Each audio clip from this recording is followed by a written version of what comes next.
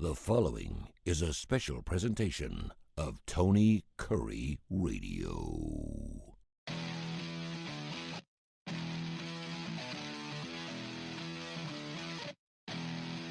Hello everyone, welcome in to Students of the Game. My name is Alex Baumann, and today I'm joined by my co-host, Nathan Glidewell. No AAA today, so we're going to hop right into college football. What happened this past weekend. Had a few big games in the SEC when it came down to Tennessee and Texas A&M. That game kind of deciding if those two teams were going to stay in the hunt for their division in the SEC or their season was basically going to be over. I got that result. We had the Washington-Oregon game, which was down to the final drive. Very surprising ending, in my opinion. Dan Lanning kind of cost Oregon, but we'll go through that as well. And of course, we'll go through the Alabama and Auburn games from this past weekend. So to start off with, you had number 11 Alabama take on Arkansas. Bama ended up winning that game 24-21. That's the 17th straight win against Arkansas for the Crimson Tide. But I thought this game was going to be a blowout after what happened in the first half. Didn't end that way because Alabama forgot that there was a second half to this game. It feels like Alabama these past, I would say, since the USF game, they play really good in one half of the football game, and the other half they forget what's going on. And then before this game, it's usually been the first half where it's kind of like, Lord, do we know we're playing football? And in the second half, we figure it out. But in this game, it was the complete opposite. The first half was really good. Jalen Milroe was hitting receivers on deep routes. The receivers were making plays. The line was blocking pretty good. The defense was playing lights out. And then we get into the second half, and I don't know if Tommy Rees changed his playbook, started running suggested plays for Madden. I don't know what was going on. You had Jalen Milroe go on a stretch of 1 for 9 passing the football. And granted, that's not all Jalen Milroe's fault. He had to deal with some pressure in his face in that second half. He dealt with some sacks. The receivers were dropping passes with him. So it's not all on Jalen Milroe at that point, but he went on that stretch of 1 for 9, and they kind of let Arkansas will their way back into this game. But luckily, towards the end, in the final two drives, Bama was able to kind of get rid of the comeback effort for Arkansas, getting that first down with Jalen Milroe. So that was good for Alabama to get out of there with that 3-point victory. In my opinion, should have been a huge victory. Should have been 42-21, something like that. But when you don't play the second half, that's what you get. But luckily, like I said, they got the win. So that's at the end of the day, that's all that's going to matter in the grand scheme of things. Nathan, what did you see from this game from Alabama that shows that they've improved, but then also shows hey, we need to work on this a lot? Well, first of all, a win is a win. So we can't say it's an almost loss because they did win the game. When the clock hit 0, they were leading, so they won the game. I think Alabama fans need to pay attention to that, not treat this game like a loss, even though if you paid attention to what Nick Saban said after the game, that they might have won the game, but they definitely did not beat the team across from them. I think that goes into the second half. Looking at the first half, Jalen Milroe, the offense, was able to move the ball efficiently and hit on big plays. You saw a guy in Kobe Prentice really just wide open, taking it to the house for a touchdown. First time I've seen him do anything all year long. So I saw some impressive play calling in the first half, and we really capitalized on Arkansas being lost in the secondary. The running game wasn't quite as dominant as I wanted it to be in the first half, but we were able to get some runs for some good yardage. So the first half was pretty good all around, holding Arkansas to 6 points on their first 2 drives, which I think was just, kicking off at 11 a.m. You're kind of half asleep at that point, maybe. So that's what I attributed it to. But you come out in the second half, and it's like play calling for Bama on the offensive end had completely changed. Tommy Rees kind of got more conservative as the game went on. I know he's trying to establish more of a running game, but when your offensive line can't block the dude in front of them, it's very difficult. We saw that on run plays. We saw that in pass plays. It didn't matter what personnel was in. It just seemed like the whole offensive line was getting work. And that's one thing that we have got to improve on. And I sound like a broken record here because I say this every single week. It feels like that the offensive line has to improve. And you're going to get into the stretch. We got Tennessee next week. Tennessee, we'll talk about their game versus A&M, but their defense was pretty good. So if the offensive line can't figure it out, then Bama's offense is going to be in trouble. Looking at their defense, I thought the defense kind of struggled in the second half to play discipline, which was pretty surprising because I didn't think the defense had a problem with that all year long. But giving up big plays, crucial penalties on third downs to extend drives, and then you can talk about the KJ Jefferson pretty much carrying on Arnold and then throwing the ball for a first down.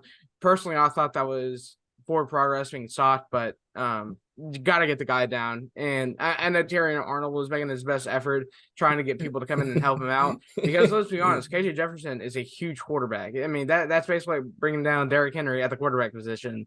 So Good luck. I don't blame Terry Arnold, but still, you got to make a little bit of a better effort than that. You got to give credit to Arkansas. I mean, they're 2-5, but like all of their losses have been pretty much almost in single digits. I know they've had 2 losses by like 3 points, 2 losses by The LSU game, and then they had a 12-point loss. So this Arkansas team, their record doesn't really show how good they are because I think they're a very competitive team and they got a lot of playmakers on both sides of the ball, but they just haven't been able to finish in big games. And yet again, they fall short in this week. And at this point, if you're an Arkansas fan, you can't really go off moral dubs anymore because it's saying you held Alabama to 24 points and you only lost by 3 on the road.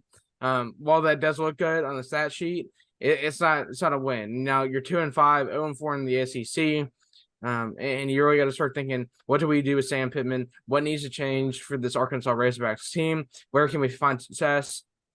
Because right now you're fighting to even make a bowl game, and that's pretty sad given the amount of talent you have on both sides of the ball. Yeah, something worth noting from this game is Alabama kicker Will Reichert surpasses Auburn's Daniel Carlson, becoming the SEC's all-time leading scorer with 481 points. And Reichert also sits seventh on the all-time score list in NCAA entirely, and he's only 49 points behind the number 1 guy, former Navy quarterback Keenan Reynolds, who has 530 points. So Riker does have a chance to get that record at the end of the season. I mean, there's a lot of football left to be played, and we saw how much Alabama their offense tends to sputter out of control when they get inside the other team's 20-yard line sometimes. So maybe Will Riker can get that record. I hope he does. Dude's a stud. He's the best kicker I've ever watched at Alabama, and I'm 21 years old, so don't come at me about some other guy that's back in the 90s. So he's been great. But Nathan, you did mention Milroe getting sacked a lot. And a stat worth noting once again is he's been sacked at least 4 times in 5 consecutive games, tying the longest streak for an FBS quarterback in the past 20 seasons. That's awful. I mean, I know some of that is on him, but the majority on that has just been on the offensive line. I'll talk about the blind side of the offensive line. Caden Proctor has to be better, man. I mean, it's every single week with him. He just gets blown by. Once we snap the football, it seems like his defender's already in the backfield sacking Jalen Milroe. I mean, the dude just outruns him. It is really pathetic, the effort he makes to block. And if I'm Jalen Milroe, I'm getting upset with him every single play until he does something right. I think the problem is now, though, is we're this late in the season. It's hard for Nick Saban or Tommy Rees or the offensive line coach to try to shuffle this offensive line because you only got, 5 games left in the regular season. And these aren't easy games. Tennessee, LSU, Kentucky. I mean, that might be an easy game. We'll see how that turns out. Chattanooga, and then Auburn. I think Auburn's not going to be an easy game regardless. You cannot tell me it's going to be an easy game, even what we're about to talk about. But you can't afford to shuffle the offensive line at this point. You can try to do what they've been doing and put in Pritchett for Proctor once in a while, but you can't be saying, okay, let's move Latham to left tackle, let's move Proctor to right tackle, or let's move Booker to left tackle or something. It's just not going to work out that way. And that's going to be a struggle for Alabama if they have to go against somebody like Georgia in the SEC championship game, because Georgia's off their defensive line. I mean, they will make Caden Proctor look like he's an 8th grader trying to play college football. That's the honest truth. So they got to get that under control. But then you look at Arkansas. You kind of brought up how they're on their 5th straight loss, and people are calling for Sam Pittman's head. And you got Dan Enos emailing students about play calling and having a job and all that. And I sit here and think, if you're going to fire Sam Pittman, who's out there that you're going to be able to sway to come coach at Arkansas, knowing you're going to have to coach against Oklahoma, Texas, Alabama, Georgia every year. I'm not sure how you're going to convince somebody to come to the SEC like that and it's going to do better than somebody like Sam Pittman. I just don't know if there's that guy out there. Maybe Lance Leipold's the guy, but I don't think Leipold's going to want to go to Arkansas. He's at Kansas. I think Kansas and Arkansas at this point are on very similar planes. Kansas may be even ahead of Arkansas now, but Arkansas fans, I'm not sure if it's if it's in your best interest to go ahead and fire Sam Pittman, because there's nobody out there, in my opinion, that's going to give you a better chance to win. It's just been a rough season. Moving on to the Auburn game. Auburn takes the number 22 LSU and loses 48-18. Auburn's coming off a bye week, so I think majority of Auburn fans and just people around the country alike heard about Hugh Freeze. They were going to change some offensive stuff. They were going to scrap all the crappy plays they've been running, and it was going to be streamlined and everything was going to be good. And then you come in this game, and your offense looks like a carbon copy of what it's been. I personally didn't see barely anything different. Nothing. Peyton Thorne is awful. Auburn needs to figure out how to get a refund on this dude. Return back to send him back to East Lansing or something. Dude is not it. He is not an SEC quarterback. Never was, never will be. 102 yards, 0 touchdowns, 0 interceptions, and 27 rushing yards. I don't think dude's like passed for over 200 yards maybe once this season. I don't think maybe he did. I can't be certain. Maybe. But dude's not good. Then you get Robbie Ashford to come in the game in his packages. He has 52 passing yards, a touchdown, and 19 rushing yards. Are we at the point now where it's just let's just give Robbie Ashford the keys to the offense and see what he does next week? Because obviously, whatever Peyton Thorne's doing is not working. It's just not working at all. Robbie Ashford, I know he's not the best quarterback. He is like awful when it comes to getting the intermediate and short passes, worse than Jalen Milroe is for Alabama. But, I mean, outside of Robbie Ashford, the other guy is Holden Garner, and Holden Garner has not played or started a game for Auburn. I'm not sure what you go from here. And once again, kind of mentioned with Alabama, it's with the offensive line, it's hard to shuffle everything around and try to figure something out this late in the season. This should have been something that coming out of the bye week should have been fixed, should have looked better, especially going against the LSU defense, who in the past 2 games has given up 1,200 yards and 104 points. That defense is awful. It's been the worst part of that team. LSU would be undefeated if their defense wasn't so bad. I'll take that to the bank right there. They should have beat Florida State, and they should have beat Ole Miss if their defense wasn't so bad. Auburn, I think their defense is miles better than what I personally thought it would be going into the season. But you can't expect the defense to do everything, especially when you play a Heisman contender in Jane Daniels. I mean, the offense has got to put some sort of points in the board. Like, you got to score at least 20 points, and Peyton Thorne's got to pass for 200 yards or something, dude. Something's got to give, or you got to get a running back with over 100 yards. Leading rusher is Jeremiah Cobb with 69 rushing yards. I mean, Hugh Freeze, Philip Montgomery, I don't know what they're doing. It's like they're asleep at the wheel, and we're just watching man-suggested plays. I don't know what it is. Auburn, I know it's the first season under Hugh Freeze, but this is awful. The offense, there's no improvement. And when you're a new first-year head coach, it's good to see steady improvement, kind of like we've seen with Alabama. We've seen steady improvement. Auburn, it's just like the same old thing. Every week, the quarterback sucks, and nothing else helps it. And I'm not saying everything is on Peyton Thorne, because there's offensive line issues. It's better than what has been, and the receivers aren't getting open. The receivers aren't as good as they were supposed to be. Jay Fair's off and on. Shane Hooks, I'm not sure where he's gone. Nick Mardner, where's he? Rivaldo Fairweather, I think, is really good, but a lot of the passes that Peyton Thorne throws to him, he just misses Rivaldo Fairweather. So that's on Peyton Thorne. But this offense is awful. The defense does its best, but when you go against LSU, like I mentioned, who offense is arguably the best in the country, you got to score points to keep up with it, and Auburn didn't. Nathan, where does Auburn go from here, especially with their upcoming schedule of Ole Miss, Mississippi State, Vanderbilt, Arkansas, New Mexico State, and Alabama? Where do they go from here? And looking at LSU, I mean, even if with 2 losses, do you see this team making a New York Six Bowl if they went out? I mean, yeah, the New York Six Bowl is obviously so on the table for this LSU team. They're going to compete in every single game they play, and that's just because of how good their offense is. But you look at Auburn and their remaining schedule, I see 3 losses on there. I think they dropped the game to Ole Miss. I think they definitely dropped the game to Bama. I don't think they're going to be able to handle Bama, even with that being on the road and how they get up for that. I don't think they're going to be able to handle that defense. And then I think they're either going to drop a game to Arkansas or Mississippi State.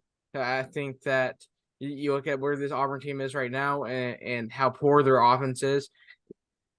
they haven't been able to find a consistent play call that works for this team. I mean, Peyton Thorne just does not look comfortable in the pocket, and you cannot blame the offensive line because they've improved so much. I mean, Peyton Thorne has to figure something out.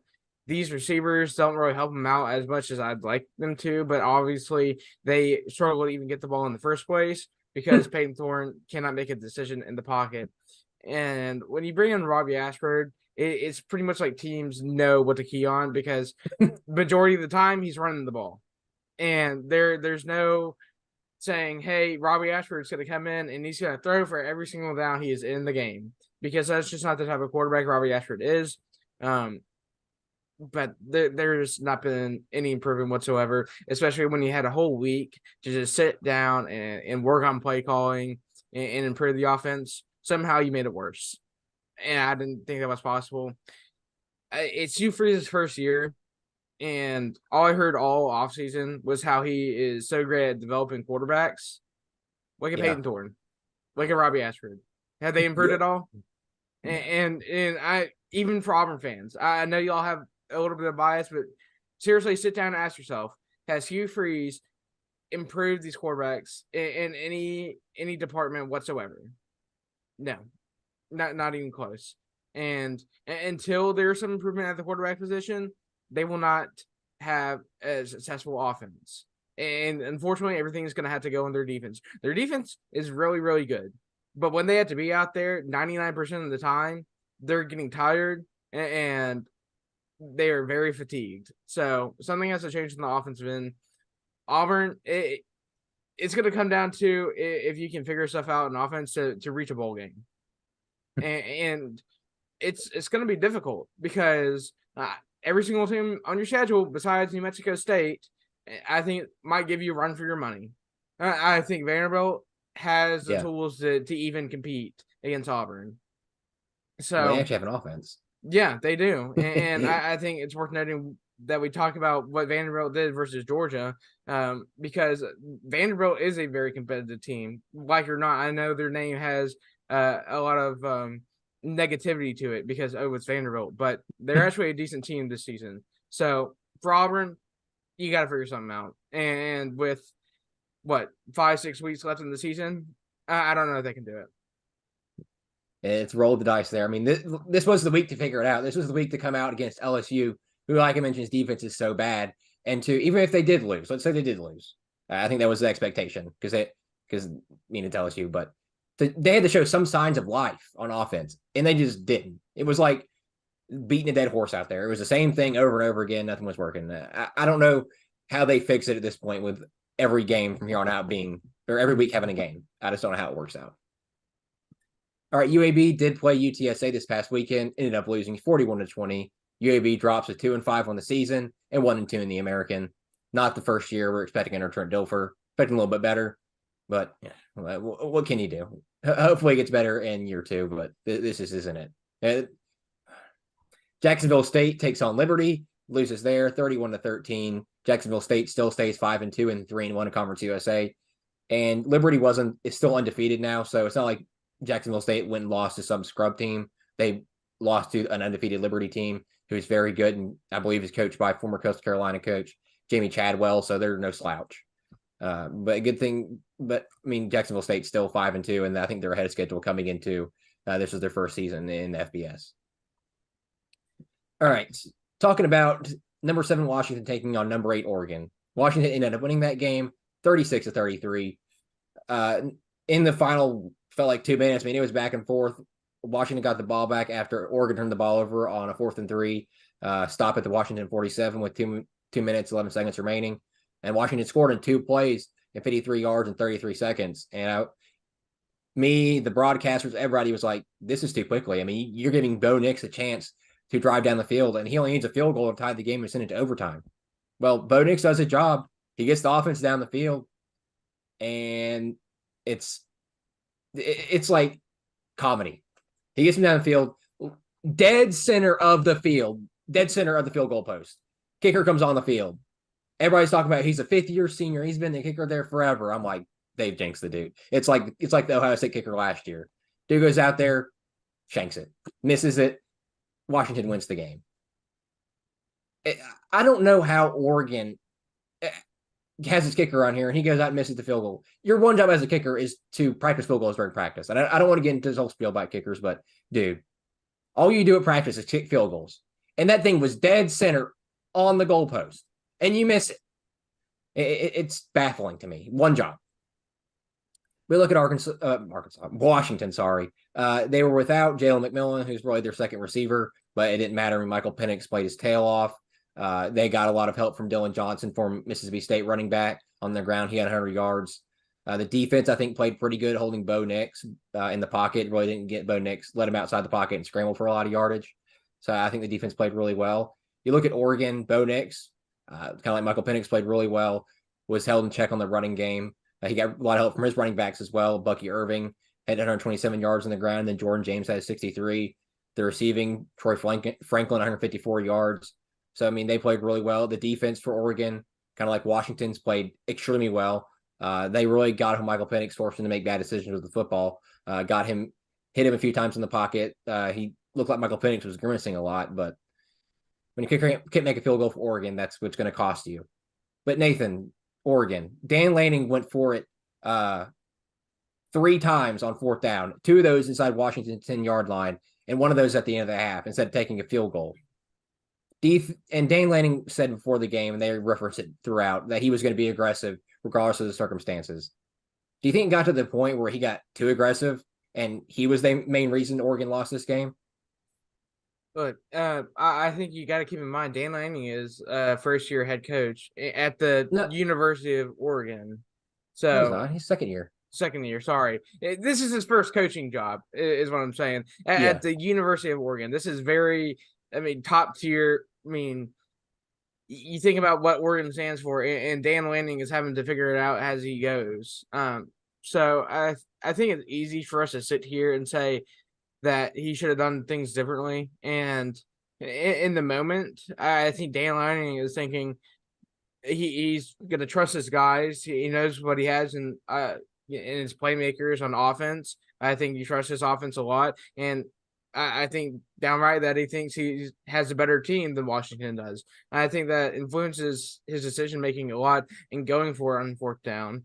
But it's easy to come back and say now that they should have kicked field goals on some of those 4th down opportunities because that would have changed the outcome of the game. It's just not that simple. And it's not like Dan Lanning didn't put his team in a place to compete to win the game, because he did. It just came down to poor execution by personnel, which you can't blame it all on one guy.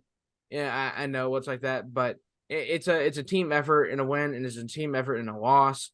And what it came down to was just Washington executed better on both sides of the ball, really. And they won the game, and that's just what Washington deserved. They played the game very, very well. I think Oregon played a very good game as well, but what it came down to was personnel execution, and Washington just did it better. I truly believe that these 2 teams are probably top 5 in the country, if not higher. They just are so complete on both sides of the ball, and with these quarterbacks, with these wide receivers they have, sky's the limit for both these teams. But what it's going to come down to is, can Oregon respond after this loss, and can Washington not look ahead and keep your eyes on the schedule in front of them? Because with the Pac-12 this season, every single team has been able to compete with some of these top-tier teams. Just look at what USC had to deal with Arizona. Washington already had their scare with Arizona State. So they just got to keep their eyes ahead of them and play the next game of their schedule. And you win out, you're in the CFP.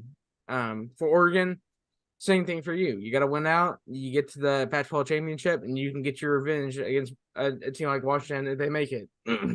So season not over for Oregon just because they had that one loss. And I don't think you can criticize Dan Lanning for the decisions he made just because he just had that trust in his team. So I don't know. Pac-12 is pretty much in Washington's hands now, I think, but we'll have to see. Yeah, it definitely is. Michael Penix, if he can stay healthy and they can get McMillan back, the sky's the limit. And they have USC in front of them in Utah and Oregon State. But like you said, Nathan, take it one game at a time. and I think Washington will be okay. Talking about staying in the Pac-12 here, with number 10 USC taking on number 21 Notre Dame. Notre Dame ended up destroying USC 48-20. Caleb Williams put on the bozo hat, buddy, because that's what you played like in this game. Notre Dame had him in all sorts of fits.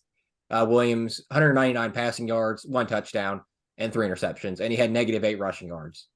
They had him in a box. He didn't know what he was doing. The interceptions he threw were awful. It wasn't like it was the receiver's fault or anything. I mean, he just made an awful throw. And I don't want to say and blame it all on Caleb Williams. The offensive line was horrid. The receivers weren't getting wide open. I think somebody that has to be played more is somebody like Zachariah Branch. I think he's a stud. He can get open more than some of these guys are playing right now. And a lot of USC fans and people around the country are going to probably sit here and say, hey, this defense, they're the reason USC just lost 48-20 to Notre Dame. And while they're a big contributor to that, allowing Sam Hartman to have 2 passing touchdowns and let Audric Estime run all over them with 2 rushing touchdowns and 95 rushing yards, it was USC's offense that cost them this game. Caleb Williams 3 interceptions. You give Notre Dame the ball in good field position, and they execute it. You fumble the ball, you lose 2 fumbles. That, once again, you give Notre Dame good field position, and then you let Notre Dame get a 99-yard kickoff return touchdown. So it's not all in the defense. Special teams sucked. The offense really sucked. I think Caleb Williams really played himself out of the Heisman candidacy right now. I personally have somebody like Michael Penix in front of him, and even Jaden Daniels, even though LSU has lost 2 games, and getting to the college football playoff for them is probably not going to happen. But he's played much better than Caleb Williams has all season. Nathan, do you agree with me there in saying Caleb Williams is probably no longer in the Heisman top 2 race at this point? Yeah, he's probably out of the top 2. You can't throw 3 interceptions in the game and say, hey, I should still be in it, because winning the Heisman is pretty much a quarterback award at this point. You got to be consistent. And I'm talking, you look at some of the seasons that former quarterbacks had played. The year Tua came up short versus Kyler Murray. You look at his stats and say, can Caleb Williams get to that point with having one game like this? And it's really hard to say, because even when a guy is coming in as a runner-up, he has a more consistent season than what I think Caleb Williams will have now. This one game has set him back a lot. But like you said, this game's not all on him because the team failed to execute. He made a lot of poor throws. And I think you got to give a lot of credit to Notre Dame in the defense, especially Xavier Watts. Dude is... what a game from him. I mean, 7 tackles, 6 solo tackles, 2 interceptions, and a fumble recovery for a touchdown. What more could you ask from someone? I mean, that's one of the best defensive stat lines I've ever seen put up. So Notre Dame played their tail off. They made plays when they were supposed to make plays, took advantage of the opportunities that the USC offense gave them off turnovers. Sam Hartman, I know he didn't have a crazy stat line, but he wasn't on the field most of the time because all he had to do was, he basically get the ball at the 20 or the 30 and say, oh, give us like 3 plays and we'll punch it in. And that's what they did. Audric Estime for Notre Dame continues to run the ball extremely well. Chris Tyree as well, being that backup running back. Chris Tyree, backup running back. He used to be backup running back. That was he used to be. But he had a terrific game as well. And this offense really didn't touch the field at all. So Notre Dame really just saw what they had in front of them, and they weren't scared by the fact that Caleb Williams had won the Heisman last year, or all this crap about USC being undefeated. How they were just going to come in and get an easy win against a Notre Dame team who has played a very tough schedule. I mean, they lost to Ohio State by pretty much 1 play, and then they go and play a tough game on the road at Louisville. They're coming off this road. It's such a gauntlet that Notre Dame has played. And I think if it was a little bit different, I think Notre Dame might still be undefeated, if not with 1 loss. But rankings and win-loss does not tell the story of how a game's going to go. You can't just look at a sheet of paper and say, wow, this depth chart looks better than this depth chart. Because what it comes down to is individual effort and teams playing through adversity. And Notre Dame, they just took it all the way. And for USC, you look at their defense, it did not play well. But then again, it was kind of handicapped by your offense. And your offense didn't execute, their personnel didn't execute. So USC, you're still undefeated in Pac-12 play, but you had that one loss now. So you got to be very, very careful. And they still got to play, Oregon and Washington? No, yeah, Oregon, Washington, and Utah. That's a gauntlet. I'm sorry. I see him finishing with 2 losses, and unfortunately, that would take him out of the playoff race before they even got to the Pac-12 championship. So they need to win this game. It was a tough place to play. They were on the road in South Bend at Notre Dame. That the crowd really got up for that, but you can't make excuses at this point in the season. They didn't execute. So you got 1 loss. No time for mistakes now, USC. Yeah, no time for mistakes for them. I mean, you got 1 loss is all you can mess up with nowadays. Moving on to number 19, Tennessee taking on Texas A&M. Tennessee ended up winning that game 20-13, and what was an awful game to watch. I mean, dear Lord, it was like put me out of my misery. Joe Milton, I said he was a Heisman contender. Lord, give me a clown nose. I'm a bozo. Dude has not been it. 100 passing yards. That was it for Joe Milton. 1 touchdown passing and then 1 interception. Dude's not been in at quarterback. I know Tennessee's 5-1, but it's because their running game's so good. It's like the complete opposite of last year. Jalen Wright, 136 yards on the ground. Jabari Small added 42. The defense for Tennessee played pretty well. They had 2 sacks, 5 TFLs. You also look at, and they had 2 interceptions as well. But the reason Tennessee ended up winning this game was a 39-yard punt return touchdown in the third quarter, gave them that 20-13 lead. And then the defense played good, like I said, and kind of held Texas A&M at bay, and that was it. That's all she wrote. Look at A&M. They're now 4-3, 2-2 in the conference, so their season's basically over. I mean, they can probably make a bummy bowl, like, I don't know, some bum. Birmingham Bowl. Max Johnson continues to play like utter crap. Dude's not it. 223 passing yards, no touchdowns, 2 interceptions, negative 22 rushing yards, and a rushing touchdown. Le'Veon Moss, 62 rushing yards. Noah Thomas led the team with 75 receiving yards. The defense, I mean, kind of like Auburn, but a much better scale, in my opinion. Played really good, but you can't rely on your defense the entire game to do something for you. Edgerrin Cooper did not have that great of a game like we're accustomed to. Didn't have any sacks. Had 1.5 tackles for loss. Had an interception from Josh DeBerry. But Texas A&M, Nathan, I've heard rumblings, saw him on Twitter, heard him on the radio today, that regardless of what happens the rest of the season, Jimbo's gone. Do you think that's a good idea for A&M to do with Oklahoma and Texas coming into this conference? Is just to cut ties with Jimbo, try to get somebody else to lead this team of thousands of 5 stars that all we hear about? I mean, they really tried. You got to give a little bit of credit to Jimbo because he tried this offseason. He brought in Bobby Petrino to come and call plays so he didn't have to walk around with all that paper and worry about running the whole offense. I think it's worked out a little bit better. But what it comes down to is you fail to execute in the big moments. You go back to the Miami game. They should not have lost that team. I'm sorry. Your defense played like crap in that game. You come out against Alabama, I mean, it falls apart. There's so many times they could have taken the lead. I mean, Alabama shot themselves in the foot constantly in that game. It was at home, and you just blow that game. And then you come on the road to Tennessee, and you don't get it done. You don't even come close to getting it done. I know they had the lead late in the game, and I think their defense did a terrific job of holding Tennessee's offense. But when you allow Tennessee to just run all over you, it's not going to look good. It doesn't help that Matt Johnson turned the ball over twice. The offensive line for Texas A&M can forget about it. Go ahead and pack it up. They might as well put in the second string and see how they do, because that starting offensive line for Texas A&M, it's some of the worst I've seen in the SEC play. It's almost the equivalent to Alabama's offensive line.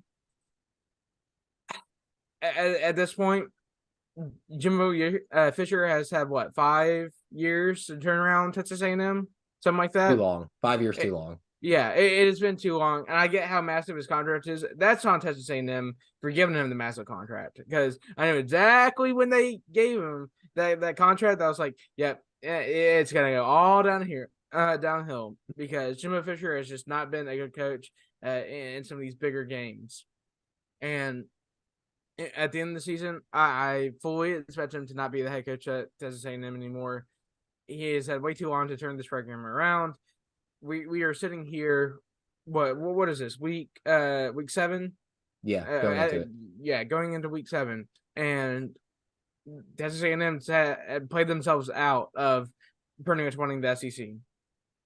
Yeah, That's and a year when it's wide open. Yeah, and the gap between every single team in the SEC West was this much, and they played themselves out of it. They had the team to do it. They have the talent across the board to do it. I get your starting quarterback hurt, but I don't think there's much difference in Connor Wegman and Matt Johnson. I'm sorry, I didn't see much of a difference. I think they play pretty identical football. But what comes down to, they just didn't execute. Sorry team, sorry coaching. Go ahead and blow it up, because at this time next year, if you're not in a good situation, it's going to look really sorry. And I think it has to start with getting rid of Jimbo Fisher. Yeah, and I'm kind of tired of hearing him in press conferences say, we just got to coach him better. Do your job. That's your job to coach him. If you can't coach him, then obviously you're not good right for the job. I mean, it feels like Jimbo's been riding the coattails of Jameis Winston for forever, since the 2013 win. Dude's not it. QB whisperer, definitely not. I don't know where that came from. Dude is not a QB whisperer. No. That moniker needs to be taken away from him. There is tons better in the NCAA right now. He needs to start packing his bags. I'm not sure who A&M gets at this point to come replace him, but I don't think he can stake with somebody like Jimbo Fisher. I know I kind of talked about early in the video where Arkansas really can't get rid of Sam Pittman, but Jimbo Fisher, I mean, there's just so much negativity around him, much more, because Sam Pittman, everybody loves Sam Pittman. Jimbo Fisher, everybody, I would say 90% of the fan base hates Jimbo Fisher. And I don't think you can afford to keep him around. I'm not sure you get maybe like a Lance Leipold at Kansas. Maybe you somehow get him. I don't know who else is out there that would come to A&M, but it's got to be better than Jimbo. Dude's had way too long to figure it out. Maybe you go out and get Kevin Sumlin, because he did better than Jimbo in his time at A&M. Stat-wise, record-wise, he did.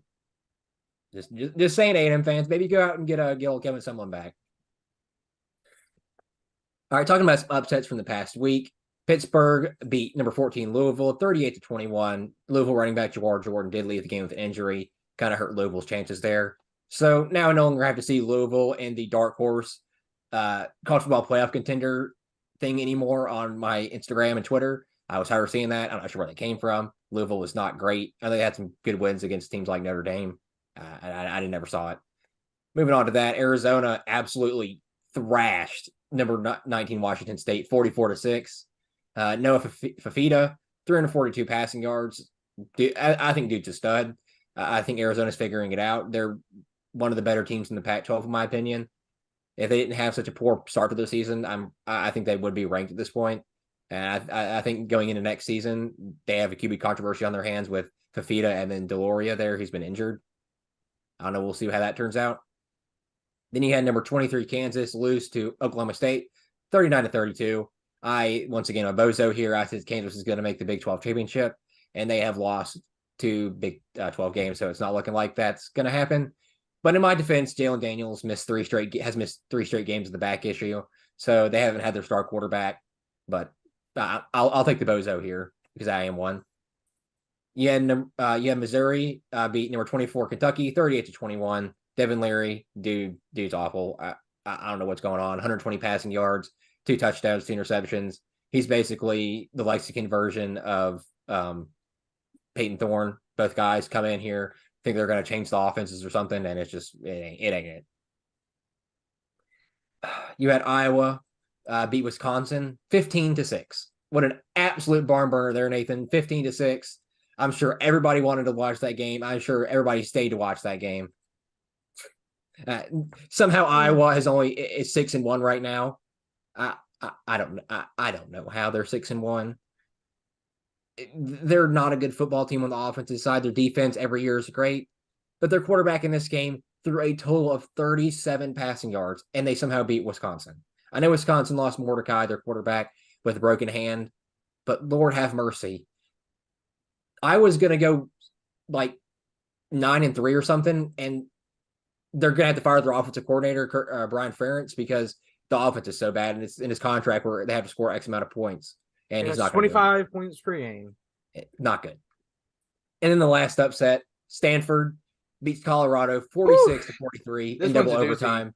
Colorado blew a 29-0 halftime lead, and Shedeur Sanders in the locker room was out there putting on Instagram his merchandise and everything. I guess he probably needs to worry about more of what's going on the field than posting about his new merch and flexing his watch on the student section, because you just blew a 29-0 lead to Stanford, who honestly is maybe the worst team in the Pac-12 right now. I mean, they lost to Sacramento State, and you got here and let Stanford put up 46 points on you. You let Alec A.O. Manor have 294 passing yards and 3 touchdowns.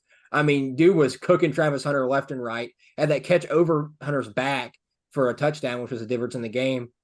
I think at this point for Deion Sanders, there's got to be some sort of snap count on Travis Hunter. You got to decide whether you want him to play majority of the game on defense and then come in 4 or 5 plays on offense, or maybe more depending on how the game's going, or if you want to play him a receiver majority of the game and then have him come in at DB 4 or 5 times. I think you got to favor playing him at DB more because the Colorado defense is so bad, and I think the offense can do fine without Travis Hunter. But they've got to put some sort of snap count on him because dude could not do it. And I think Travis Hunter is uber talented, but you cannot accept him to come play offense the entire game and then turn around and try to guard the best receiver on Stanford. And I know the receiver's not A.O. Manor's not some stud receiver, but they sure made him look like it. Colorado, there's fans crying like Colorado is supposed to be really good or something. I think it's really showing right now. Colorado it's not there yet. I think Deion can get it there, but they're expecting too much out of this team too early. That was 2 a.m. watching this overtime game. It was completely worth it too. Like to see the downfall of Colorado. I mean, it was just a good game all around. It's not about whose downfall I'm preying on, because it was just a good game all around. But did I want to see Stanford come all the way back and beat Colorado after being down 21-0 at halftime? Hell yeah, I did. And it didn't happen. So it was a pretty good game. All right. Some other storylines from the past weekend. Number 12 UNC beat number 25 Miami. Dang, the Hurricanes are second straight loss. You had Tez Walker in his second game as a Tar Heel playing. Wow. He had 3 touchdowns, 132 yards. Dude was a stud. Amarion Hampton, the running back, 197 rushing yards and a touchdown. I mean, this team is firing all cylinders at the right time. Nathan, you look at their remaining schedule: Virginia, Georgia Tech, Campbell, Duke, Clemson, NC State. Does UNC stay undefeated, run the table, go to the ACC championship, and play somebody like Florida State? I see maybe 2 potential losses on there, being Duke and Clemson. It really just depends on what Duke does this coming week against Florida State, because I think if Duke gets that upset, I think they're riding high, and then you got to be like, wow, we're a little worried about that game now because Duke has some momentum. For Clemson, I think you obviously always have the opportunity to lose to Clemson based on where they stand as a talent standpoint. But I think UNC matches up well against a team like Clemson. They can obviously just outscore them because that Clemson offense is not very good. So I'd say those are the only 2 games I'd be concerned about, unless they pull Miami versus Georgia Tech. Then I think they'll be fine. And I'd say there's still a pretty high chance that they go undefeated, run the table to the ACC championship, which at that point, you win the championship. I think you got a pretty good resume to reach the CFP. And it's going to be very difficult for the committee this year, only getting 4 teams in, because there are tremendous amounts of talent in the country, so many good teams. So someone's going to be left out and very disappointed, and we're going to have this argument at the end of the season saying this team should have been in over this team, but it's whatever. We're not to that point yet. All right. Yeah, number 1 Oregon scored 27 points to beat Vanderbilt 37-20. Nathan kind of mentioned that earlier. One thing to note, tight end Brock Bowers left the game with a low ankle sprain, did not return. He's going to have tightrope surgery and is expected to miss 4 to 6 weeks, which is basically the entirety of the regular season and probably the SEC championship game. If they I've heard he's probably going to shut it down. Maybe he does. I think this is a smart decision. How much draft stock does he have? I mean, top 10. Don't ruin top 5. it. Yeah. But if he somehow came back, it would probably be for the CFP if Georgia does make it. Nathan, you look at Georgia's remaining schedule: Florida, Missouri, Ole Miss, Tennessee, Georgia Tech. Without Brock Bowers, does Georgia go undefeated, or do they drop a game or two here? Because I think outside of Georgia Tech, the other 4 teams could give Georgia a run for their money, especially without Brock Bowers, who's been the entirety of the offense and the only reason they beat Auburn. Yeah, I'd say besides the Georgia Tech game, and maybe you can even think about the Georgia Tech game, but I don't want to think about that as a competitive game. Speaking that Georgia Tech just does not have the talent to compete with a team like Georgia. Georgia is still a very talented team. They have 5 stars across the board. But are you going to trust Carson Beck in this running game to carry them to wins? Can their defense consistently get stops? I'm looking at a game with Missouri now, and I'm saying they almost lost that game last year, and they pulled away last minute. Is that going to be a win for Missouri now? And Ole Miss has the firepower to compete with Georgia's defense. And if it's a game where Ole Miss consistently puts up points, can Georgia consistently score to keep themselves in the game? I look at the Tennessee game. That's going to be competitive. I don't think that Tennessee has quite the capabilities in the offensive end to win the game, but I still think it's going to be competitive. And then a team like Florida, they've had some up and down scenarios. I don't think Florida has the run defense to stop Georgia, and I think that's going to be the difference maker. But I think a team like Missouri probably has the best shot to upset Georgia. We'll see if they do. I think Georgia's got a tough schedule ahead of them without Brock Bowers on their team. That's weird to say. A tough schedule ahead of them. I mean, but Missouri's playing better than they're expected. I think Florida's playing better than expected. Ole Miss, they're figuring it out after losing to Alabama. So I don't think any of those games they can afford to sleepwalk through at all. Nope. All right, last thing, Nathan. Number 2 Michigan beat a team 52-7. Number 3 Ohio State 41-7, and then number 6 Penn State 63-0. All win in a blowout. Out of these 3 teams, they're all going to play each other at some point later in the season. Who will play in the Big Ten championship of those 3 teams? Who do you think doesn't? At this point in time, I'm going to go ahead and ride with Penn State. I think that they have a very complete team. I think they're riding high. James Franklin's got them in a very good spot, but it's going to come down to this weekend. They got to play Ohio State, and that's going to be a very, very difficult task. They win that game, I like their chances even better. We've got a team in Michigan. They've played really, really well with what's been put in front of them, but they've had a very, very, very cupcake schedule, and they have not been quite tested yet. And when they do finally get tested, are they going to be able to pull it out? Because I don't know if the team has that type of experience. I know they have so much talent across the board, but when you're in a dogfight with someone, talent doesn't really matter. It's who executes better, and it's really going to come down to experience.